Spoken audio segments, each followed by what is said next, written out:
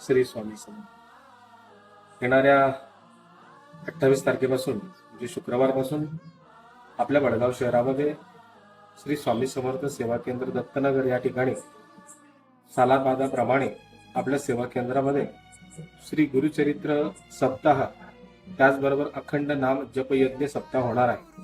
त्या सप्ताहाला दरवर्षाप्रमाणे आपल्या सेवा केंद्रात दरवर्षी जवळजवळ 300 ते 350 सेवेकरी पारायणाला बसत असतात। दिवस रात्र या ठिकाणी नामजप होत असतो।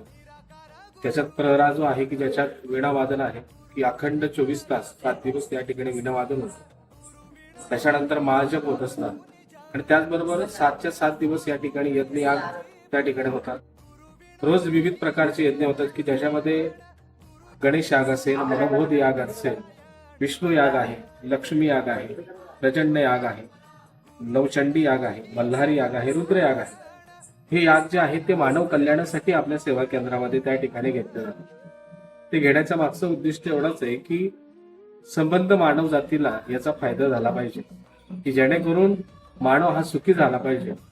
की आपली भारतीय संस्कृती आपल्याला हेच शिकवते की नामजपामध्ये खूप महत्व आहे आणि तेवढ्यासाठीच आपल्या सेवा केंद्रामध्ये अगदी तळागाळाच्या लोकांपासून म्हणजे अगदी लहान मुलं तर आबालवृद्धांपर्यंत या सेवेला उपस्थित राहतात। तर ह्या 7 दिवसांच्या कालावधीमध्ये म्हणजे जसं की 28 तारखेपासून तर 5 तारखेपर्यंत म्हणजे 4ला दत्त जयंतीचा खूप मोठा उत्सव असेल आणि 5 तारखेला याची सांगता होणार आहे। तर या ठिकाणी अगदी मोठं जसं कुंभमेळ्याला ज्या पद्धतीने गर्दी असते की कुंभमेळ्याचं स्नान हे शाही स्नान मानलं जातं, त्या पद्धतीने सप्ताह कालावधीमध्ये दत्त महाराजांचं या ठिकाणी अधिष्ठानच उपलब्ध असतं। म्हणजे दत्त महाराजांचं तत्व या पृथ्वी तलावर त्या कालावधीत जास्त असतं। म्हणून आपल्या ज्या काही मागण्या, आकांक्षा किंवा आपल्या ज्या काही समस्या असतात या गुरुचरित्राच्या सेवेमार्फत सुटत असतात। अगदी साध्या सोप्या पद्धतीने या ठिकाणी हे आपलं गुरुचरित्र आपल्याला आपल्या सेवा केंद्रामध्ये या ठिकाणी करता येतं।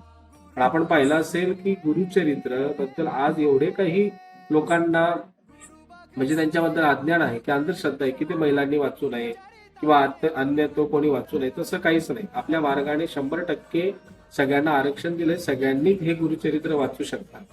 म्हणून आपण सर्वांनी, मी नम्र आवाहन करेल की येणाऱ्या 28 तारखेपासून गुरुचरित्राच्या सप्ताहाला आपण सर्वांनी या ठिकाणी गुरुचरित्राच्या पारायणाला बसावं।